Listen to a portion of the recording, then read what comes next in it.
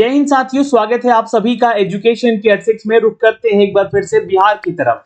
Bihar BPSC शिक्षक भर्ती TRE 3 की अगर हम चर्चा करें, और चर्चा तो मैं शुरू से ही कर रहा हूं कि ये वैकेंसी बिल्कुल इलेक्शन मोड पे निकाली गई थी, इलेक्शन के लिए ही निकाली गई थी। अब इनमें बहुत सारी सीटों का बिकना हो सकता है। जी हाँ, ये बातें मैं ऐसे ही नहीं कह रहा हूं।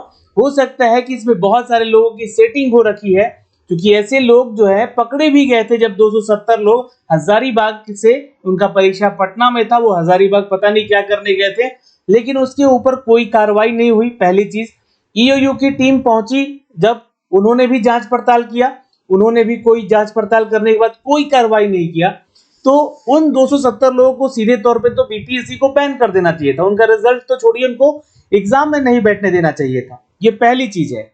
बस वीडियो को ध्यान से देखिएगा, मैं आपको सीधे रिजल्ट पे ले आऊंगा, क्योंकि अभी आप लोग को पता है कि बीच में फिर इलेक्शंस हुए, लोकसभा इलेक्शन खत्म भी हुआ, एग्जाम हुआ, पेपर लीक करवा दिया गया। पेपर लीक जब हुआ तो वो 270 लोग का पकड़े जाना ही यहाँ पर सबसे बड़ा प्रूफ था कि ये परीक्षा जो है धांधली में संलिप्त है। अब जब धांधली में संलिप्त है परीक्षा, तो इस परीक्षा को या तो हम पूरे तरह से रद्द कर देना चाहिए था, और इस परीक्षा को बिल्कुल सही तरीके से लेना चाहिए था। पारदर्शिता बरतनी चाहिए थी, जैसे टीआरई 1 और टीआरई 2 के दौरान बरती गई थी। हर वो चीज का अपडेट सामने रखा जा रहा था। वैसे देखिए, कोई भी परीक्षा हो, कितना भी अगर पारदर्शिता बरती जाए, छात्रों के मन में कहीं ना कहीं शक तो उत्पन्न हो ही जाता है। लेकिन इस बहाली की अगर हम बात कर ले, बीपीएससी टीआरई 3 की, तो इसमें कहीं भी पारदर्शिता नहीं बरती गई है। ये अपने आप में सबसे बड़ी चीज है। उन 270 लोगों को बैठने का मौका दे दिया गया, अब उनका रिजल्ट भी आएगा। और यहाँ पर अब एक बहुत बड़ा धांधली का चीज सामने आ रहा है। कल हमने जो वीडियो बनाया उसके ठीक आधे घंटे के बाद एक पोस्ट आया, और ये पोस्ट जो है देख सकते हैं, आप लोग देख सकते हैं, ये एक न्यूज अपडेट आया कि बीपीएससी ने जो अपना डेटा है वो शेयर किया है बेलेट्रॉन को। बेलेट्रॉन थर्ड पार्टी एजेंसी है बिहार सरकार में, जहां पे आप लोगों को बता दें कि इसके जरिए यहाँ पर छात्रों को रिक्रूट किया जाता है विभिन्न विभागों में उनकी नौकरियों को लेकर। लेकिन ये विभाग अपने आप में ही बदनाम है। बदनाम क्यों है भाई? बदनाम इसलिए है क्योंकि यहाँ पर पेपर लीक, सेटिंग वगैरह सब कुछ चलता है। तो ओएमआर का जो फाइनल डेटा है ये अपलोड करने के लिए जिम्मेवारी दी गई बीपीएससी को। अब कहा गया है कि कल यानी कि 12 और 13 अगस्त को आपका ओएमआर अपलोड हो सकता है। हो सकता है कि अभी वीडियो खत्म करूं, उसके बाद अपलोड होना भी शुरू हो जाए, या फिर शाम तक ये चीजें हो जाए। ये न्यूज 18 के माध्यम से ये न्यूज अपडेट किया है। लेकिन अगर ये कहीं तक अगर बातें सत्य हैं, यहाँ पर इस बातों में पुष्टि है कि सच में बीपीएससी टीआरई 3 का जो डेटा है वो पहुंचाया गया है बेल्ट्रॉन को, तो कहीं ना कहीं इसमें सच्चाई भी दिखती है। क्योंकि बीच में एक न्यूज भी अपडेट होकर आया था कि जहां पर आप लोगों को कॉल्स आ रहे थे कि 20,000 30,000 रुपए दे दो, हम तुम्हारा बीपीएससी टीआरई 3 में पास करवा देंगे। ऐसे कॉल्स आ रहे थे आप लोगों को। वो फेक कॉलर्स को पकड़े और शांत किए जाने की चर्चा हुई। बिहार के ईओयू की टीम ने यहाँ पर अपना एक नंबर जारी कर दिया। नंबर जारी करने के बाद जो है यहाँ पे आप लोगों को उस पर बोला गया कि आप शिकायत यहाँ कर सकते हैं अगर ऐसे कॉल्स आ रहे हैं तो। अब वो चीजें नहीं हो रही है ना, अब वो चीजें नहीं हो रही है क्योंकि ईओयू की टीम इसमें शामिल हो।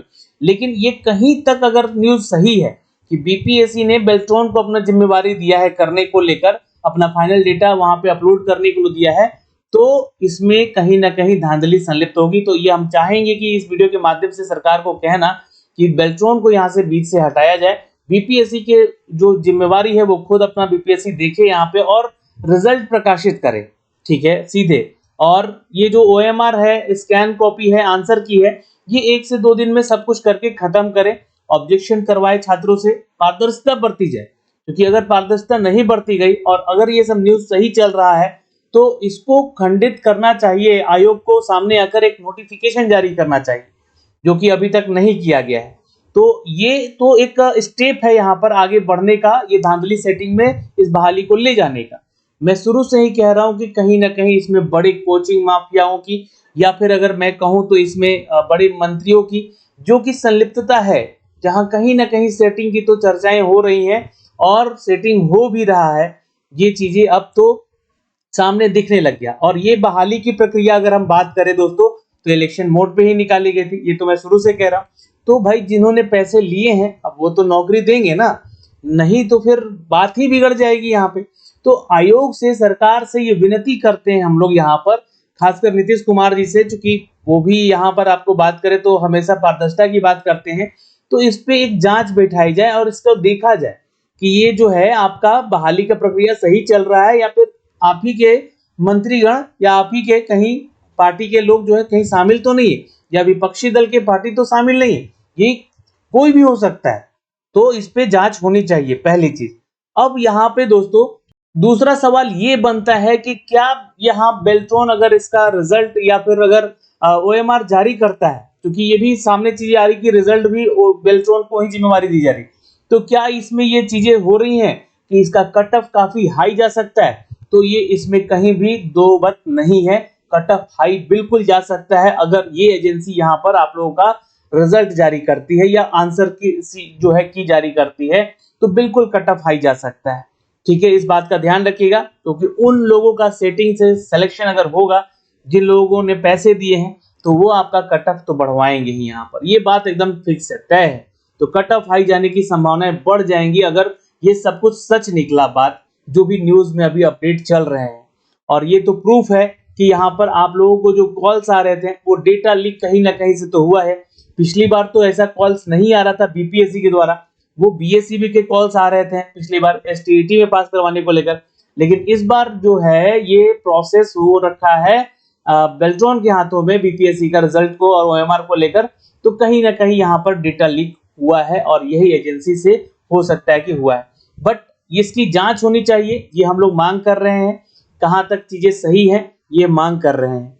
दूसरी चीज, कल आप सभी छात्रों से रिक्वेस्ट है कि आप लोग जितना हो सके जल्दी सुबह निकलिए, 11:30 बजे तक जो है कार्यालय पहुंचे बीपीएससी के, है ना, वहां पे पहुंची जाए, 11 बजे तक तो आप पहुंची जाए वहां पे, ताकि आप लोग जो है अपनी बातों को प्रोटेस्ट के तौर पर दिलीप कुमार जी के साथ मिलकर बिल्कुल शांतिपूर्वक तरीके से अपनी बातों को, अपनी मांगों को सरकार के सामने रख सके।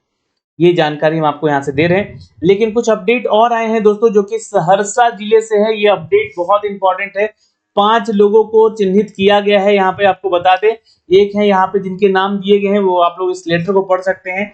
इनका क्या है कि सीटीईटी पेपर 2 में जो पात्रांक है इनका 56% है, जो कि सामान्य कोटि के लिए है, और 60%, क्योंकि ये जो विद्यालय अध्यापक के पद पर हैं कुमारी जो भी हैं यहाँ पर उत्तर प्रदेश की रहने वाली हैं, मूल निवासी, तो ये जनरल कैटेगरी में आएंगी यहाँ से, और इसलिए इनको 60% होना जरूरी था। लेकिन इन्होंने फॉर्म भर दिया, क्योंकि इन्होंने सोचा कि महिलाओं को 40% आरक्षण पे ही लिया जाएगा, जैसे कि बिहार की महिलाओं को लिया जा रहा है। लेकिन आपको बता दें कि इनका जो है 56% होने की वजह से इनको यहाँ से निष्कासित किया जाएगा, और इनको बोला गया है कि उनके द्वारा समर्पित स्पष्टीकरण असंतोषजनक है, जो कि इन्होंने स्पष्टीकरण भी मांगा गया था इन लोगों से, तो इन्होंने जो दिया है 10 जून से 2024 के द्वारा, तो ये असंतोषजनक है और इसलिए इनको सेवा मुक्त किया जा रहा है। एक अभ्यर्थी का नाम यहाँ पे है।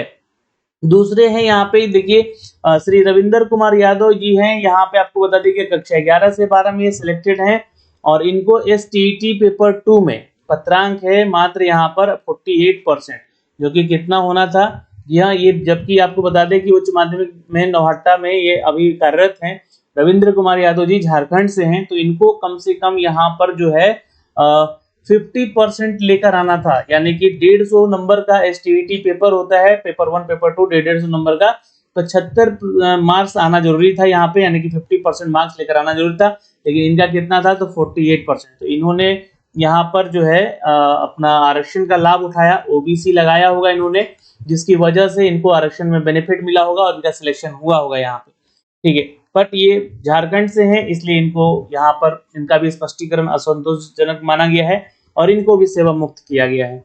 तीसरा जो है अपडेट यहाँ पे ये है सीटेट पेपर 2 को ही लेकर, इनका 58.50 मार्क्स आया है। ये भी झारखंड के मूल निवासी हैं, इसलिए इनको नंबर चाहिए था 60% यहाँ पे, यानी कि इनका भी यहाँ पर जो है जयबा जी का यहाँ पर जो है सेवा मुक्त किया गया है इनको। ठीक है, इनका भी असंतोषजनक यहाँ पे स्पष्टीकरण मिला है। और फिर यहाँ पे देखिएगा तो एक है श्रीमती अफसाना प्रवीण जी हैं यहाँ पे, जो कि सीटेट पेपर 2 में 54.66% ही है इनका, और ये भी झारखंड के निवासी हैं, इसलिए इनको 60% होना चाहिए था यहाँ पे सीटेट पेपर 2 में। तो वो नहीं है, इसलिए इनको अनुत्तीर्ण माना गया है और इनका स्पष्टीकरण भी असंतोषजनक है, इनको भी सेवा मुक्त किया गया है। अब देखिए ये चीजें जो है ना, यहाँ पे एक और है यहाँ पे जो कि ये है श्रीमती अनु जी यहाँ पर, जिनका कि STAT पेपर 2 में अनुत्तीर्ण है ना, ये पास ही नहीं थी, फिर भी यहाँ पर जो है इन्होंने अपना यहाँ पर फॉर्म भरा, BPSC का एग्जाम निकला और उनको सिलेक्शन कर लिया गया और ये बख्तियारपुर में भी कार्यरत थे। बताइए कि आप अनुत्तीर्ण हैं और आप कैसे BPSC का एग्जाम देकर पास होकर टीचर बनी हुई है, ये सोचने वाला बात है। ये कहीं ना कहीं यहाँ तो सेटिंग ही लग रहा है और ये उत्तर प्रदेश के रहने वाले मूल निवासी हैं, इनको कम से कम 50% मार्क्स यानी कि 75 मार्क्स तो होना चाहिए था यहाँ पर, ठीक है, जो कि नहीं था। अनुत्तीर्ण फेल होकर भी ये पास मतलब की जॉब कर रहे थे, तो इनको तो खैर सजा होनी चाहिए क्योंकि ये इन्होंने एक सीट भी यहाँ पे बर्बाद किया है और दूसरी चीज कि इनको सजा होना चाहिए और इनको बैन भी कर देना चाहिए मेरे ख्याल से। आपकी क्या राय है, आप कमेंट सेक्शन में कमेंट कीजिएगा, ठीक है। तो ये सारी चीजें हो रही हैं। देखिए अभी भी BPSC जो है ये तो आपको लेटर जारी करेगा ही इन लोगों को, क्योंकि ये तो कमीशन है, एग्जाम लिया है, लेकिन शिक्षा विभाग जो है ऐसे लेटर हमेशा जारी करता रहेगा क्योंकि जांच की प्रक्रिया हमेशा चलती रहेगी बिहार सरकार में, आपको बताते। लेकिन ये ऐसा क्यों आखिर हो रहा है, कारण है इसके पीछे कि इसमें पहले जो है काउंसलिंग जो है हुआ है यहाँ पे वो गड़बड़ हुआ है, डॉक्यूमेंट वेरिफिकेशन जो हुआ है वो गड़बड़ हुआ है, ठीक है। तो यहाँ पर सरकार से एक और मांग हम लोग कर रहे हैं कि जो भी रिजल्ट से पहले आप यहाँ पर क्या करवा लें, रिजल्ट से पहले जो है आप यहाँ पे काउंसलिंग ले लें, यानी कि डॉक्यूमेंट वेरीफाई करवा लिया जाए। और जो छात्र खासकर सिलेक्टेड हैं, है ना, जो छात्र यहाँ पर सिलेक्टेड हैं उनका डॉक्यूमेंट्स चेक करवा लिया जाए, ठीक, मतलब उनका रिजल्ट आने से पहले, आपको तो पता ही है कि किसका किसका रिजल्ट हो रहा है, लेकिन उनका पहले जांच करवा ले, यहाँ पर DV करवा लीजिए और DV सबका हो जाना चाहिए। ज्यादा से ज्यादा लोगों को काउंसलिंग में बुला लेना चाहिए पहले ही रिजल्ट के, और उसमें जिनके भी सिलेक्शन हुए हैं उनको उनका DV करवा के और उनका जांच करके उनका फाइनल यहाँ पर जो है अगर ठीक है तो सब ठीक है, नहीं तो वहीं से बाहर कर दिया जाए। नहीं तो शिक्षा विभाग पे ऐसे बोझ हमेशा बढ़ते रहेंगे और जब एक टाइम ऐसा आएगा कि संख्या इनकी बढ़ जाएगी और ये लोग जॉब करते रह जाएंगे 4 साल 5 साल 6 साल, उसके बाद निकलेंगे तो इनको ही खुद बुरा यहाँ पर लगेगा। ये तो सारी चीजें हैं। एक मांग और है जिसके लिए आप लोगों को सुबह जाना है 11:30 बजे, है ना, 1 कैंडिडेट 1 रिजल्ट को लेकर जो चर्चाएं हो रही हैं, जी हाँ, इस पे चर्चा होनी चाहिए, है ना। ये रिजल्ट यहाँ पर एक ही छात्र को एक ही मिले, ठीक है, इसको भी लेकर यहाँ पर आयोग को पहले DV करवा लेना चाहिए, ठीक है, और इनको प्रायोरिटी जो है कैसे देना चाहिए, तो पहले 11 से लेकर 12 के वर्गों का काउंसलिंग हो। अगर इनमें जितने लोग सेलेक्ट हो जाते हैं तो उनको लॉक कर दिया जाए, उनकी लॉकिंग कर ली जाए, है ना। अगर मान लीजिए कि किसी छात्र का यहाँ पर 9th-10th में भी हो रहा है उसी में से, तो उनको फिर ये सेक्शन नहीं मिले। हाँ, ये जरूर पूछ लिया जाए कि क्या आप 11-12 के बदले 9th-10th में ही ज्वाइन करेंगे। तो ये सारी प्रक्रिया अगर होंगी पहले, मतलब तो थोड़ा सा बेनिफिट हो जाएगा। और जो 87,774 पोस्ट हैं, ये जितने भी पोस्ट हैं ये एक एक करके सभी भर लिए जाएंगे। हाँ, इसके बाद अगर सीटें खाली रह जाती हैं तो आप TRE 4 में जो है सीटों को लेकर जाएं आगे, कोई इशू नहीं है। लेकिन 1 कैंडिडेट 1 रिजल्ट के ऊपर चर्चा होनी चाहिए और आप सभी छात्रों को आमंत्रण है, बिल्कुल जाएं आप लोग, यहाँ पे अपनी मांगों को रखें और बेल्ट्रॉन को तो यहाँ से बाहर करना ही पड़ेगा सरकार को, आयोग को, नहीं तो बहुत बड़ी धांधली यहाँ पर दिख रही है।